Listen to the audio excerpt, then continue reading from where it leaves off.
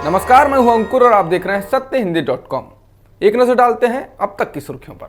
Supreme court से पत्रकार सिद्दीक कप्पन को जमानत मिल गई, लेकिन उनकी मुश्किलों का अंत नहीं हुआ। उसी ईडी ने उनका रास्ता रोक रखा है। ईडी ने कप्पन के खिलाफ मनी लॉन्ड्रिंग का केस दर्ज कर रखा है, इसलिए कप्पन को जब तक उस मामले में जमानत नहीं मिल जाती तब तक वो जेल से बाहर नहीं आ सकते हैं। पीटीआई समेत तमाम मीडिया रिपोर्ट में डीजी जेल पीआरओ संतोष वर्मा के हवाले से बताया गया है कि इस केस में जमानत मिलने तक पत्रकार कप्पन को जेल में ही रहना होगा। कप्पन अक्टूबर 2020 से जेल में है। लखनऊ की एक अदालत ने सोमवार को कप्पन के राही का आदेश जारी किया था, लेकिन आदेश जब जेल में पहुंचा तो कप्पन के वकील को ईडी की एफआईआर के बारे में जानकारी दी गई। पश्चिम बंगाल की ममता बनर्जी सरकार के खिलाफ राज्य के मुख्य विपक्षी दल बीजेपी के कार्यकर्ता मंगलवार को सड़क पर उतर आए हैं। बीजेपी के कार्यकर्ताओं ने ममता सरकार के खिलाफ नबान अभियान शुरू किया। बंगाल सरकार के सचिवालय को नबान कहा जाता है। राज्य भर के कई इलाकों से बीजेपी के कार्यकर्ता कोलकाता पहुंचे हैं, लेकिन इस दौरान उनकी पुलिस से कई जगहों पर झड़प हुई है। प्रदर्शन के दौरान विधानसभा में विपक्ष के नेता शुभेंदु अधिकारी, सांसद लॉकेट चटर्जी सहित कई नेताओं को पुलिस ने हिरासत में ले लिया।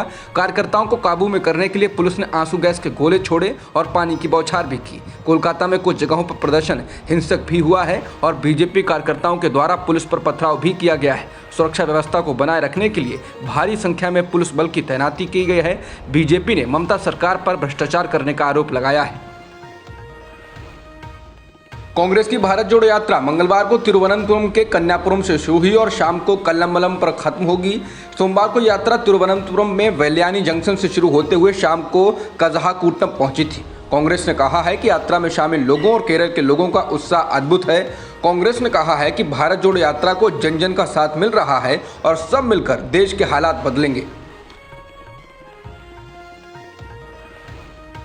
पंजाब की आम आदमी पार्टी सरकार ने आरोप लगाया है कि बीजेपी अब पंजाब में ऑपरेशन लोटस लेकर आ गई है। पंजाब सरकार के वित्त मंत्री हरपाल सिंह चीमा ने मंगलवार को प्रेस कॉन्फ्रेंस कर कहा है कि आम आदमी पार्टी के विधायकों को बीजेपी ऑफर दे रही है कि 25-25 करोड़ रुपए दिए जाएंगे और दिल्ली में बीजेपी के बड़े बड़े नेताओं से मुलाकात कराई जाएगी। उन्होंने कहा कि बीजेपी का ऑपरेशन लोटस कर्नाटक में तो कामयाब हो गया था, लेकिन दिल्ली की आम आदमी पार्टी सरकार ने इसे फेल कर दिया था। हरपाल सिंह चीमा ने आरोप लगाया कि आम आदमी पार्टी के विधायकों से कहा जा रहा है कि अगर पंजाब में सरकार बदल गई और बीजेपी की सरकार बन गई तो उन्हें बड़े ओहदे दिए जाएंगे।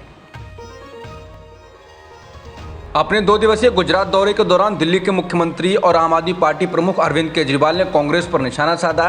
कांग्रेस के आरोपों को लेकर पत्रकार को जवाब देते हुए केजरीवाल ने कहा कि कांग्रेस खत्म हो चुकी है। दरअसल पत्रकार ने पूछा कि कांग्रेस का आरोप है कि चंडीगढ़ में आम आदमी पार्टी की सरकार के पास तनख्वाह देने के पैसे नहीं हैं और गुजरात में वो करोड़ों प्रचार और विज्ञापनों पर खर्च कर रही है। इस पर केजरीवाल ने कहा कांग्रेस खत्म हो चुकी है, उनके सवाल लेना बंद करिए। बता दें केजरीवाल गुजरात में सफाई कर्मियों को संबोधित कर रहे थे। गुजरात में जब अरविंद केजरीवाल से सवाल पूछा गया कि उनकी पार्टी पर आरोप है कि वो मेधा पाटकर को बैकडोर से सीएम कैंडिडेट बनाना चाहती है, तो केजरीवाल ने बीजेपी पर पलटवार करते हुए कहा कि बीजेपी बैकडोर से सोनिया गांधी को पीएम कैंडिडेट बनाना चाहती है मोदी के बाद। उनसे ये सवाल जाकर पूछिए। इसके अलावा केजरीवाल ने कहा कि आम आदमी पार्टी सारी सीटों पर चुनाव लड़ेगी। केजरीवाल ने कहा कि 2 महीने बचे हैं, डरने का वक्त नहीं है। भाजपा जा रही है, आम आदमी पार्टी आ रही है। नीति आयोग की तरह राज्यों में भी इसी तरह की संस्था बनाई जाएगी। यूपी समेत 4 राज्यों में इस पर काम शुरू करना है।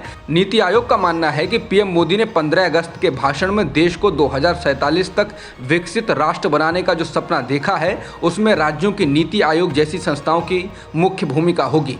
इन्हें राज्य परिवर्तन संस्थान SIT नाम दिया गया है। अभी तक किसी भी विपक्ष शासित राज्य ने इस पर कोई प्रतिक्रिया नहीं दी है। इंडियन एक्सप्रेस ने मंगलवार 13 सितंबर को प्रकाशित अपनी एक रिपोर्ट में इस पर विस्तार से रोशनी डाली। राज्यों के पास स्वास्थ्य, शिक्षा और कौशल मुख्य रूप से हैं। डिफेंस, रेलवे और राजमार्गों को छोड़कर राज्यों के विकास पर ही देश की GDP का भी दारोमदार होता है।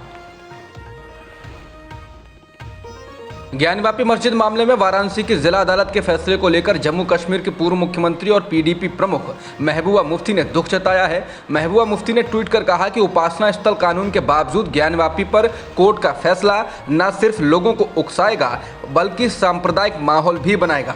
विडंबना ये है, ये सब बीजेपी के एजेंडा में फिट बैठता है। ये दुखद स्थिति है कि अदालतें खुद अपने फैसलों पर अमल नहीं करती। बता दें, ज्ञानवापी मस्जिद विवाद के मामले में वाराणसी की जिला अदालत ने कहा है कि श्रृंगार गौरी मामला आगे सुने जाने योग्य है। हिंदू पक्ष के वकील ने पत्रकारों को बताया कि मुस्लिम पक्ष की याचिका को खारिज कर दिया गया। अब इस मामले में अगली सुनवाई 22 सितंबर को होगी। अदालत का फैसला आने के बाद हिंदू पक्ष से जुड़े तमाम लोगों ने जमकर जश्न मनाया। मुस्लिम पक्ष ने कोर्ट के इस फैसले को हाई कोर्ट में चुनौती देने की बात कही। ज्ञानवापी मस्जिद मामले को लेकर सोमवार को वाराणसी कोर्ट में सुनवाई की गई। सुनवाई के दौरान मुस्लिम पक्ष की याचिका को खारिज करते हुए फैसला हिंदू पक्ष में आया। इसे लेकर एआईएमआईएम प्रमुख असदुद्दीन ओवैसी की प्रतिक्रिया सामने आई है।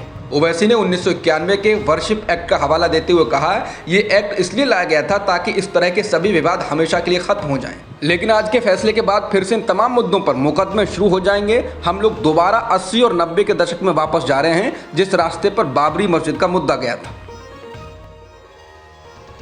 कांग्रेस से इस्तीफा देकर जम्मू कश्मीर में नई पार्टी बनाने जा रहे गुलाम नबी आज़ाद ने कहा था कि लोगों से अनुच्छेद 370 फिर से लागू करने का झूठा वादा नहीं किया जा सकता, क्योंकि इसके लिए संसद में 2/3 बहुमत की जरूरत पड़ेगी और फिलहाल ये करने के लिए कोई राजनीतिक दल इस स्थिति में नहीं।